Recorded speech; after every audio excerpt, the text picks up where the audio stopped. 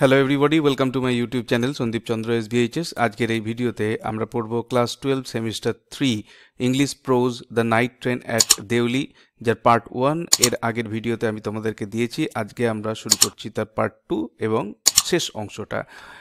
শুরু হচ্ছে দেখো এখান থেকে, I will come again, I said, will you be here, আমি আবার আসবো, আমি বললাম, তুমি কি এখানে থাকবে?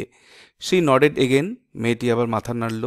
অ্যান্ড অ্যাজ শি নডেড, এবং যখন সে মাথা নাড়ল, দ্য বেল ক্ল্যাংড, আবার বেলটা মানে ওই ঘন্টাটা ঝনঝন করে উঠল। And the train slid forward, এবং ট্রেনটা সামনের দিকে এগিয়ে গেল। I had to wrench my hand away from the girl, আমাকে ওই মেয়েটির হাত থেকে নিজের হাতকে ছাড়িয়ে নিতে হলো।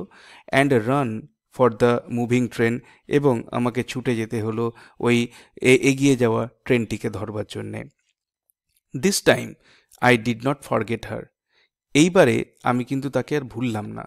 She was with me for the reminder of the journey, সে আমার সাথেই ছিল আমার স্মরণে, আমার স্মৃতিতে, এই জার্নির বাকি অংশটুকুতে। অ্যান্ড ফর লং আফটার, এবং শুধুমাত্র জার্নি শেষ হয়ে যাওয়া অবধিও নয়, জার্নি শেষ হয়ে যাওয়ার পরেও অনেক দিন পর্যন্ত মেয়েটির কথা আমার মনে ছিল। All that year she was a bright living thing, সেই বছরটা ধরেই সে আমার কাছে একটা উজ্জ্বল এবং একটা জীবন্ত বস্তুর মতো ছিল।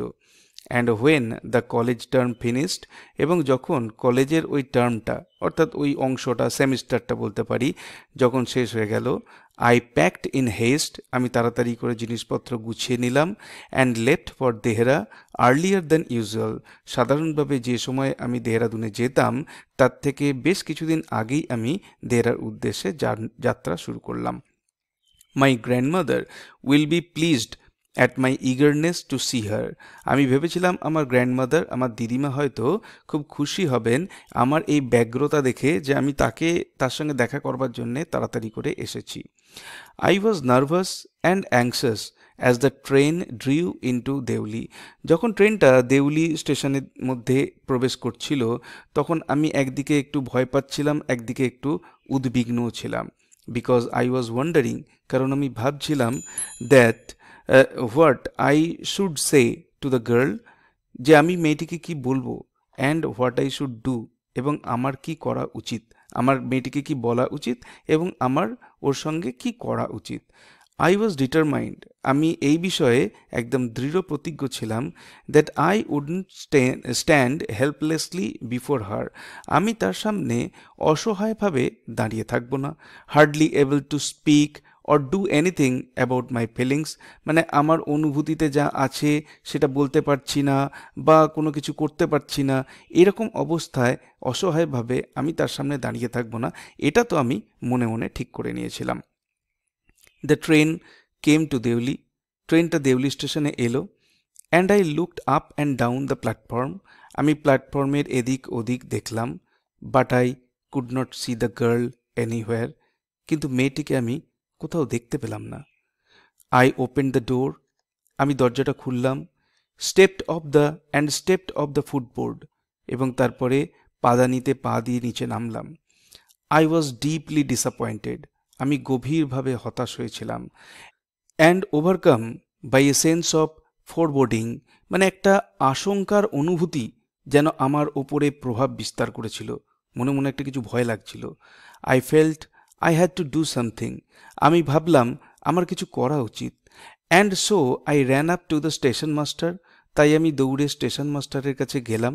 অ্যান্ড সেড, এবং তাকে জিজ্ঞাসা করলাম, do you know the girl who use to sell baskets here, আপনি কি ওই মেয়েটিকে চেনেন যে এই স্টেশনে বাস্কেট বা ঝুড়ি বিক্রি করত?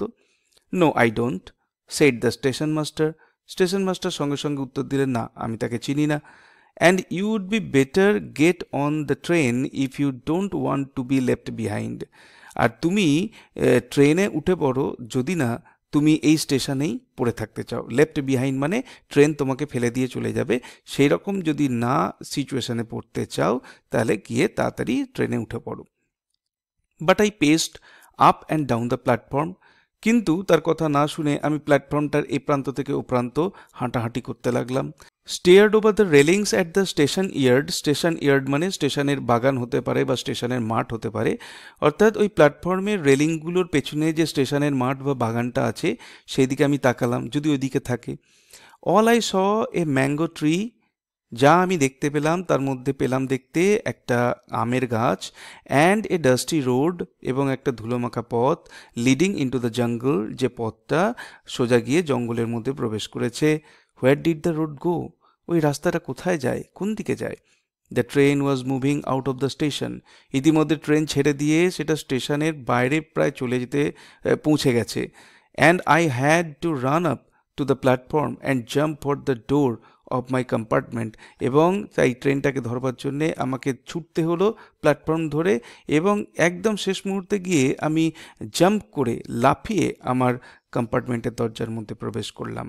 দেন as the train gathered speed, এবং তারপর যখন ট্রেনটা আস্তে আস্তে তার গতি বাড়ালো, and rushed through the forest, এবং ফরেস্টের মধ্যে দিয়ে দ্রুত বেগে এগোতে থাকলো। I sat brooding in front of the window, আমি জানলার বাইরের দিকে মুখ করে বসে বসে ভাবতে থাকলাম।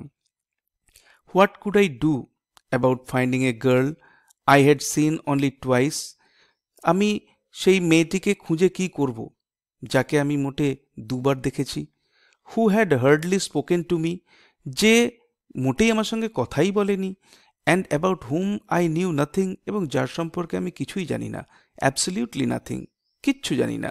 But for hmm I felt a tenderness and responsibility, কিন্তু যে মেয়েটির প্রতি আমার মনে একটা কোমলতা এবং একটা দায়িত্বের অনুভূতি রয়েছে, that I had never felt before, এরকম অনুভূতি এর আগে আমি কারুর ক্ষেত্রে কখনো অনুভব করিনি।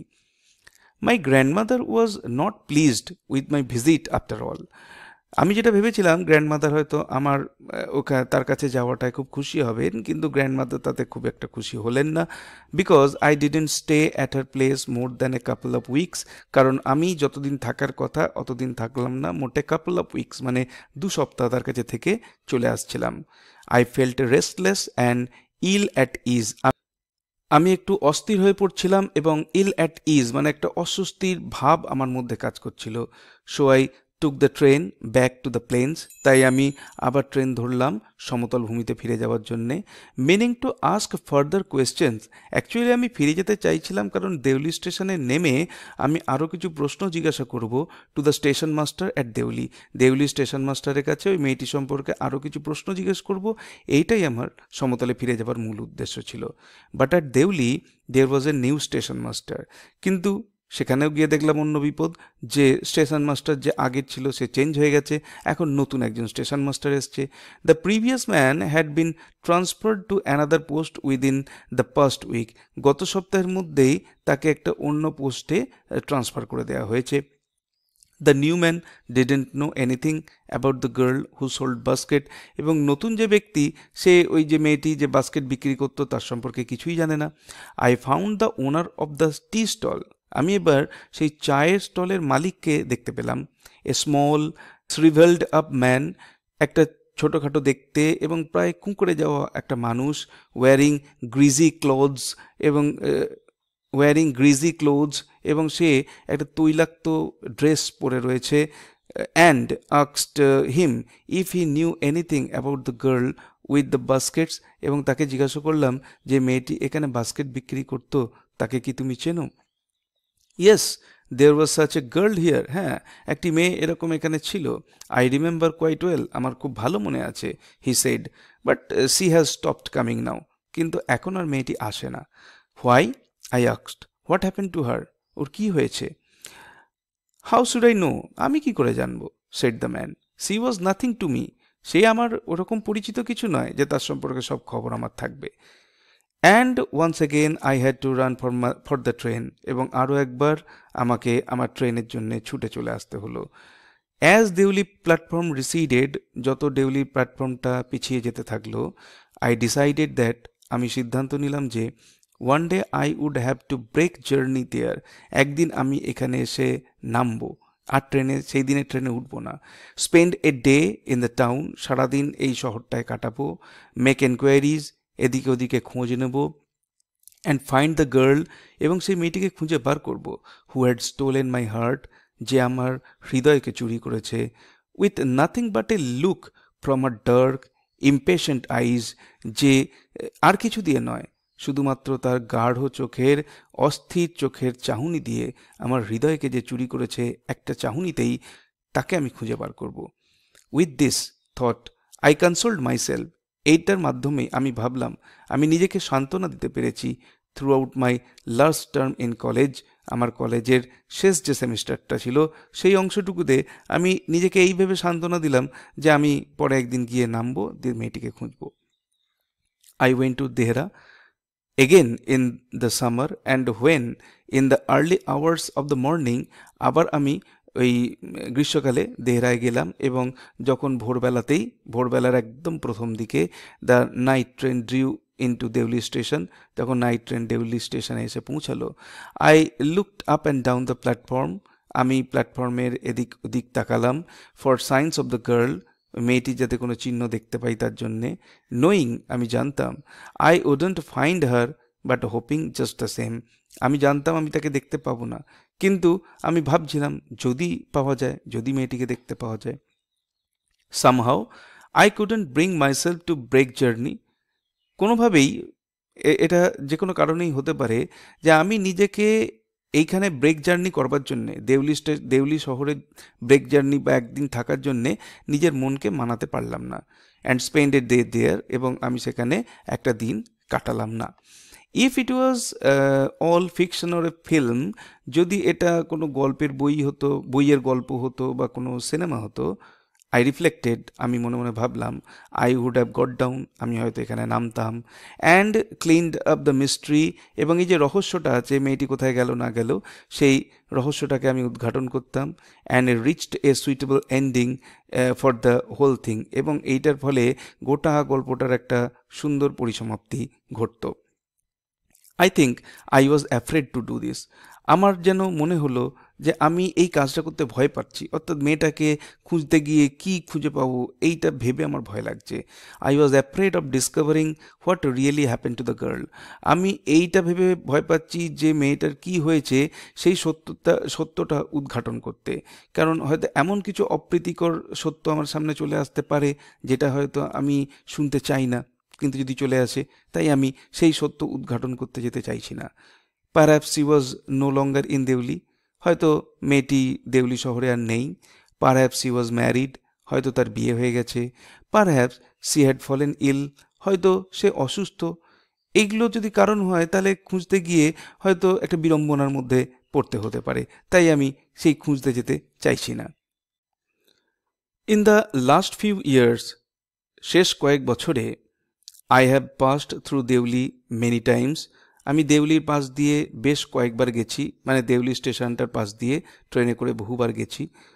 And I always look out of the carriage window, এবং প্রত্যেকবারই যখন আমি গেছি তখন আমি জানলার বাইরের দিকে, ওই বগির জানলার বাইরের দিকে তাকিয়েছি, হাফ এক্সপেক্টিং, মনে মনে একটা অর্ধেক আশা নিয়ে, অর্ধেক আশা অর্ধেক নিরাশায়, to see the same unchanged face smiling up at me, যে হয়তো দেখতে পাবো সেই অপরিবর্তনশীল মুখটিকে যে আমার দিকে হাসি মুখে তাকিয়ে আছে। প্রত্যেকবার আশা করেছি যে এরকম একটা মুখ আমি দেখতে পাবো, কিন্তু প্রত্যেকবারই হাফ নিরাশা আমার এটা ছিল যে আমি জানি দেখতে পাবো না।